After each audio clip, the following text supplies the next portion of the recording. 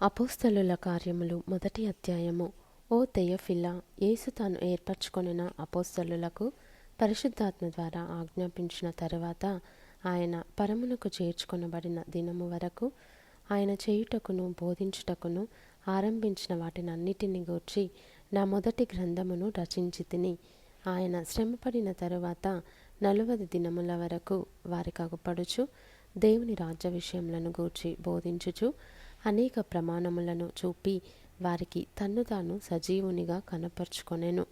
ఆయన వారిని కలుసుకొని ఈలాగు ఆజ్ఞాపించెను, మీరు యెరూషలేము నుండి వెళ్ళక నా వలన వినిన తండ్రి యొక్క వాగ్దానము కొరకు కనిపెట్టుడి.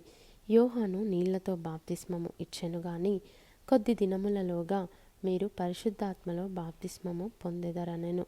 కాబట్టి వారు కూడి వచ్చినప్పుడు, ప్రభువా, ఈ కాలమందు ఇశ్రాయేలునకు రాజ్యమును మరలా అనుగ్రహించెదవా అని ఆయనను అడుగగా, ఆయన కాలములను సమయములను తండ్రి తన స్వాధీనమందుంచుకొని ఉన్నాడు.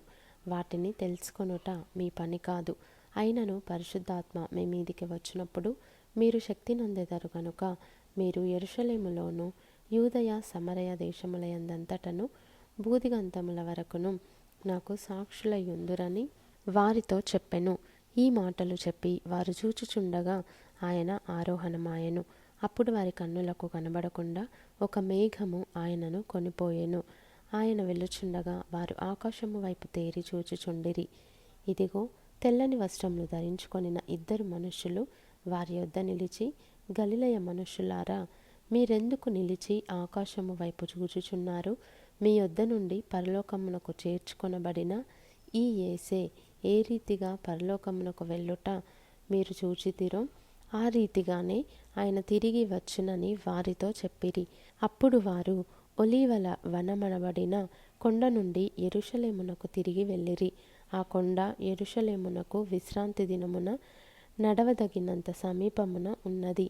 వారు పట్టణములో ప్రవేశించి తాము బస చేయుచుండిన మేడగదిలోనికి ఎక్కిపోయిరి.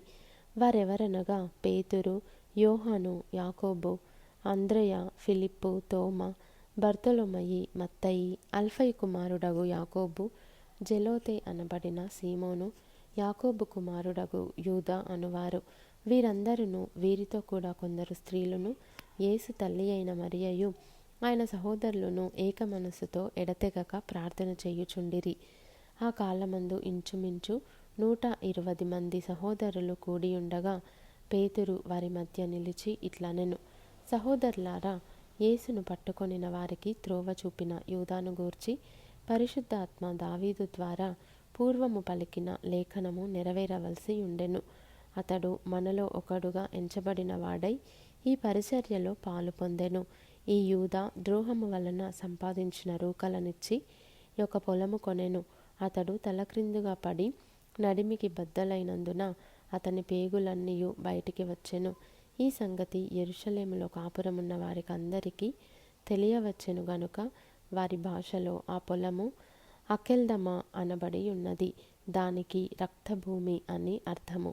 ఇందుకు ప్రమాణముగా అతని ఇల్లు పాడైపోవునుగాక, దానిలో ఎవడును కాపురముండకపోవునుగాక, అతని ఉద్యోగము వేరొకడు తీసుకొనుగాక అని కీర్తనల గ్రంథములో వ్రాయబడి ఉన్నది. కాబట్టి యోహాను బాప్తిస్మమిచ్చినది మొదలుకొని ప్రభువైన యేసు మన యొద్ద నుండి పరమునకు చేర్చుకొనబడిన దినము వరకు ఆయన మన మధ్య సంచరించుచుండిన కాలమంతయు మనతో కలిసియున్న వీరిలో ఒకడు మనతో కూడా ఆయన పునరుద్ధానమును గూర్చి సాక్షి అయ్యుండుట ఆవశ్యకమని చెప్పెను. అప్పుడు వారు యూస్తు అను మారుపేరు గల బర్సబ్బా అనబడిన యోసేపు, మత్తీయ అను 2 నిలువబెట్టి ఇట్లని ప్రార్థన చేసిరి, అందరి హృదయములను ఎరిగియున్న ప్రభువా, తన చోటికి పోవుటకు యూదా తప్పిపోయి పోగొట్టుకొనిన ఈ పరిచర్యలోను అపోస్తలత్వములోను పాలు పొందుటకు వీరిద్దరిలో నీవు ఏర్పరచుకొనిన వానిని కనబర్చుమనిరి. అంతటా వారు వీరిని గూర్చి చీట్లు వేయగా మత్తీయ పేరట చీటి వచ్చెను గనుక అతడు 11 మంది అపోస్తలులతో కూడా లెక్కింపబడెను.